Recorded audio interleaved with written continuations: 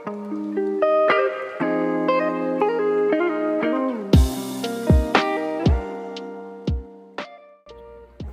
everyone, today is going to be a pretty simple one. I just want to talk about the Miata and what's going to happen to it. I've been debating selling this thing for probably since I've had it, and that's not due to me not liking it. It's just due to, one, I have a family, so sometimes it's really inconvenient to have a two-seater.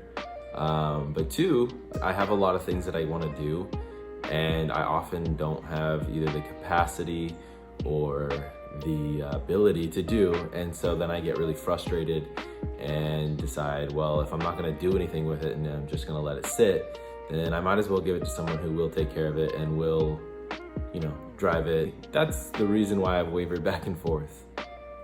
Now, with that being said, I'm not getting rid of it. I plan to keep it as long as I can. And yeah, so ultimately I have things that I want to do with it. I want to make this car feel like an older car. I want to feel like I'm driving a 60s Roadster that the whole car was inspired by to begin with. However, this is significantly more reliable than Lotus Elan or something of that nature. So, you know, it's pretty cool that I get to have an awesome piece of Japanese history and create something unique. I think that's pretty fun. So I'm sure you're asking by now, what are your plans? Well, thankfully I've made a list for that. There it is.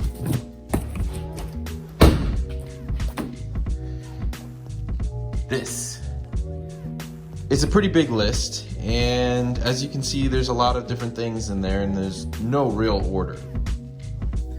Do I expect to finish this entire list in one video? Hell no. It's probably gonna take a year or more just to finish the list. I don't know about you, but I tend to get sidetracked on my projects.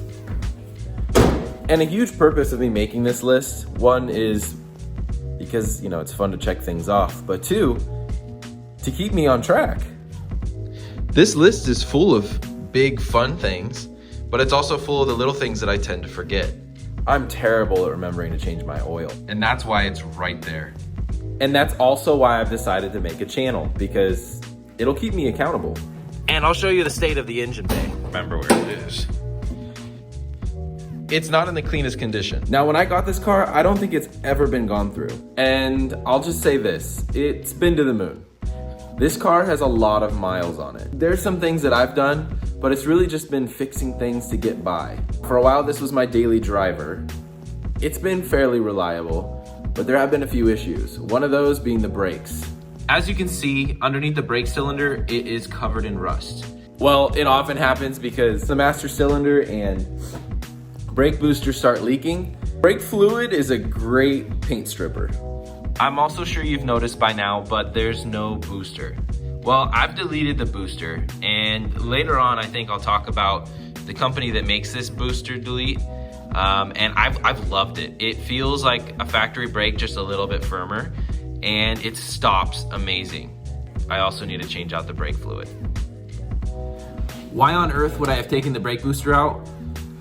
Well, as I mentioned before, I like driving old cars and they have firm brakes, and I hate the way boosted brakes feel. It feels spongy, and when you drive a car that has no ABS, you want to feel what the brakes are doing. So if I can have a better brake feel, I'm absolutely going to do that. And I found an option that feels OEM, so why wouldn't I take advantage of that? Back to what I said about the vacuum hoses. As you can see here, this is janky. It got me home, basically, and I haven't really driven it since. So ultimately, things like this need to be fixed. These are rock hard. A lot of things that need to be fixed. Not to mention, again, I want this car to feel old. So what am I gonna do in the engine bay that's also gonna do that for me? Well, one, I wanna change out all the vacuum hoses, as we've already mentioned, but the way I wanna do that is I wanna do hardline. Like this, but I want to use copper. Why in the world would I want to use copper? Well, I've seen it on a couple of older Mini Coopers, and I think it looks really awesome. And again, a lot of this is just about how things look. It'll function perfectly fine. Now, the next glaring issue that needs to be taken care of in a modern car that's meant to feel retro, the air intake. What on earth am I gonna do to the intake to make it feel more retro? Well, I'm gonna get rid of it and I'm gonna put carbs in it. Carburetors will forever be the debate of the century, and ultimately it is outdated. It's not as efficient, and sometimes it can be annoying. They often have to be tuned, they're cranky, they don't work in the cold sometimes if you don't have things set up properly. So why on earth would I wanna do that when I can just turn the key and start my car? Again, I want it to feel like an old car, and with that, some of the quirks, but also the noise.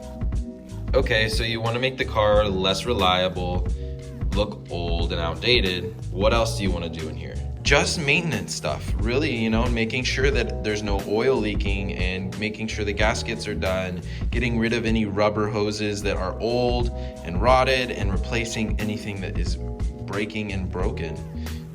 I'm just maintaining the engine. There's very few mods happening. As far as that goes, the rest of it would be, you know, changing out these things, getting rid of the stuff that's not necessary, hiding any unnecessary electronics, and really just kind of cleaning things up and making it pretty. Get rid of the power steering, because I don't really need it anyways. And, you know, little things. So as I've been filming and walking around the car, I'm sure you may have noticed the condition of the hardtop and a few other things in the car are starting to show their age. Specifically, if you go around the backside here, you can really see that this hardtop is really starting to age and not in the best. I mean, pieces have literally come off, and if you look close, you can see that the hardtop is pretty much failing. Now, this isn't fiberglass, so it's not that easy of a fix. I have found solutions, and I'm not sure that they work, but I will definitely try it. Now, in the meantime, while I'm trying to figure out what to do with it and have the time to actually deal with it, I have a solution for these ugly little spots. Now, as I've mentioned before, I like old cars, and with that, I also like patina, and I think it looks really cool. And I know that's not always a great thing, and this car doesn't really have any patina aside from the little things that I've already shown you. The front and rear bumper aren't original. They have been repainted. I think the rear bumper may potentially be original, but there's definitely signs of overspray and things like that. So my solution for that is to add the patina. So what am I doing with all those weird spots that I just mentioned on the hardtop? Well, I have a plan for it, and again, it comes down to patina. Now, since it already looks like it's rotting away, I'm just gonna make it look like it's rotting away a little bit cooler. Now, I've already started the process on some of these spots, but ultimately, as you can see, they're rusting away. How's that possible? Because this is made out of plastic. If you look closely, I actually just painted it. But if you want to see more, you're gonna have to wait till the next video. So I've also mentioned things like the bumpers. Well, I've already told you in the first video that I want to redo the front bumper because I want to make it feel more retro. If you look closely, you can see what I'm talking about. There may be some parts of original paint, but there's definitely signs of tampering. When I look at this car, I don't see any signs of impact damage.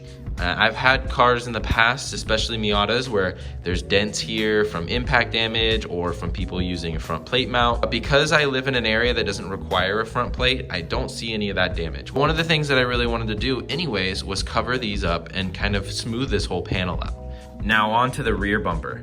So, as you can see, again, there's some damage, and this area looks like it may have been hit at one point because see the way that the light moves, and you can kind of see there's a wrinkle here.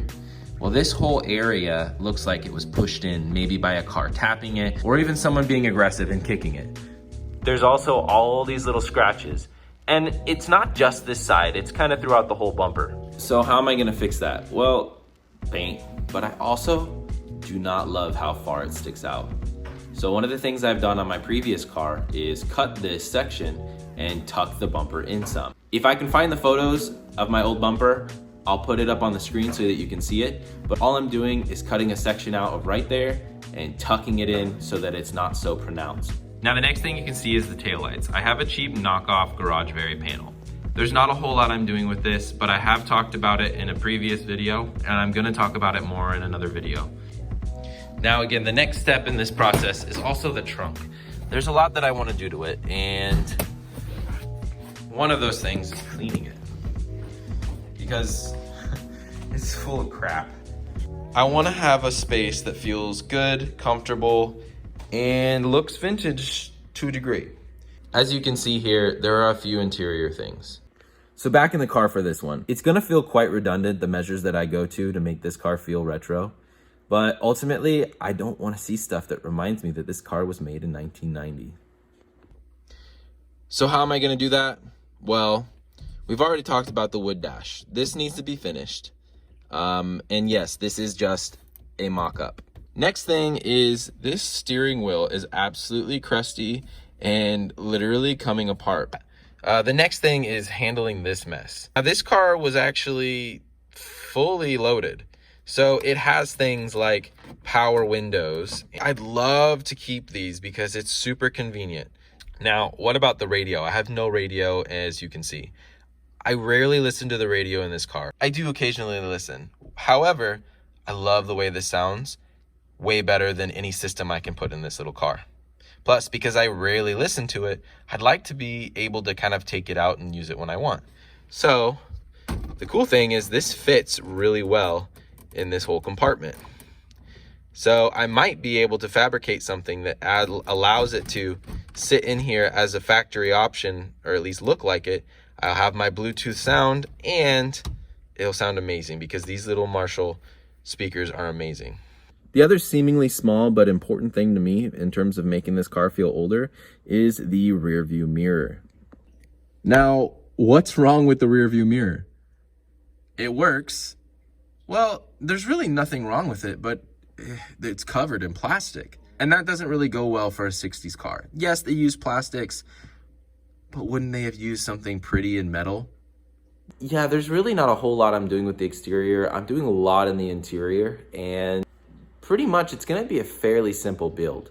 There's a lot of little things that I'm doing to make this car feel retro that are gonna take a lot of work. I want it to feel like an unrestored 1960s classic roadster. And that's the vibe. So, no, I don't want it to look modified. I want it to look OEM, but I want it to look OEM retro. So there's one thing left to do, and that's put up this list. Because I know myself, if I don't see it every day, then it's just gonna sit in my trunk and nothing's gonna happen the way I want it to. So in order for me to do things and check them off and look at this and see what appropriate things need to be done, it needs to be up on that wall. Now, it might feel pretty extreme to hammer a piece of cardboard onto my wall, but now it's up and I can see it. So here it is, the list of crap that I want to do.